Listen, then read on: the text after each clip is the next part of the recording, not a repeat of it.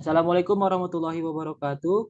Kami dari kelompok 4 akan mempresentasikan materi fintech dari mata kuliah bisnis informatika. Next. Di sini ada anggota kelompok kami, ada Adrianova saya sendiri, ada Divan Alfats, ada David Matthew yang tidak hadir, ada Muhammad Fauzi, Rahul Jai Kisin tidak hadir, dan Rivera Pasaribu. Next. Di sini ada beberapa materi pembahasan. Yang pertama ada pengenalan fintech, yang kedua ada jenis-jenis fintech, yang ketiga ada manfaat dan risiko fintech, empat ada AI dan machine learning, lima masa depan fintech, dan enam ada kesimpulan. Next, pertama ada pengenalan fintech. Fintech merujuk pada penggunaan teknologi dan inovasi untuk mengubah dan meningkatkan layanan keuangan secara efisien. Ini mencakup penggunaan perangkat lunak, aplikasi, platform online, dan teknologi lainnya untuk menyediakan solusi keuangan yang lebih cepat, lebih mudah diakses, lebih murah, dan lebih efisien daripada metode tradisional. Selanjutnya akan dipresentasikan oleh teman saya. Ya, di sini ada jenis-jenis vintage. Yang pertama itu pembayaran digital. Vintage dalam pembayaran digital mencakup solusi seperti dompet digital, pembayaran mobile, eh, e-commerce, dan gateway. Pembayaran online, contoh perusahaan vintage dalam kategori ini termasuk PayPlay, Venmo, Airplay, dan Stripe. Terus yang kedua itu ada teknologi blockchain. Vintage yang berbasis teknologi blockchain menyediakan instruktur yang aman, ter, terde- terdesentralisasi, dan transparan. Untuk melakukan transaksi keuangan, ini mencakup menggunakan cryptocurrency, kontrak pintar, dan transfer aset digital. Contoh perusahaan vintage, blockchain termasuk Coinbase, Ethereum, dan Circle. Analisis dan keuangan dan big data. Vintage dalam analisis keuangan dan big data menggunakan algoritma dan analisis data untuk memberikan wawasan yang mendalam tentang perilaku konsumen. Risiko keuangan dalam keputusan investasi. Next. Nah, di sini ada manfaat dan risiko dalam vintage. Vintage memiliki beberapa manfaat dan risiko bagi konsumen. Berikut ini adalah beberapa manfaat dan risiko vintage bagi konsumen. Nah, manfaat vintage itu kemudahan dan kepuasan pengguna, invensi dan kecepatan transaksi, aksesibilitas finansial, personalisasi, dan relevansi, biaya yang lebih rendah. Risiko vintage, keamanan data, keamanan transaksi, ketidakstabilan teknologi, dan keterbatasan perlindungan konsumen. Oke, next. Nah, di sini ada AI dan machine learning. Keputusan dan resikonya, di sini ada AI dan machine learning digunakan untuk menganalisis data keuangan dan perilaku konsumen guna membantu lembaga keuangan dalam pengambilan keputusan yang lebih akurat.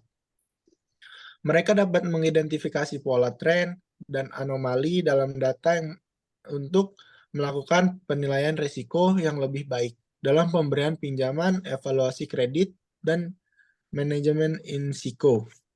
Yang kedua itu ada personalisasi layanan keuangan. Dengan menggunakan AI dan machine learning, Vintage dapat memberikan solusi keuangan yang lebih personal dan disesuaikan dengan kebutuhan individu melalui analisis data pengguna, preferensi, dan profil profil risiko. Vintage dapat menyajikan rekomendasi vintage yang relevan. Perencanaan keuangan yang disesuaikan dengan saran pengelolaan keuangan pribadi yang lebih aktif, yang lebih efektif. Yang ketiga ini adalah kendala ketiga, sumpah ini ketiga deteksi penipuan. AI dan machine learning digunakan untuk mendeteksi dan yang mencurigakan atau penipuan dalam transaksi keuangan. Mereka dapat menganalisis pola dan perilaku transaksi, mengidentifikasi indikator penipuan potensial, dan memicu tindakan pencegahan yang cepat. Hal ini membantu meningkatkan keamanan dan melindungi konsumen dari penipuan keuangan. Oke, selanjutnya akan dijelaskan oleh teman saya. Kemudian masa depan fintech. Pertumbuhan teknologi blockchain. Teknologi blockchain akan terus berperan penting dalam perkembangan fintech.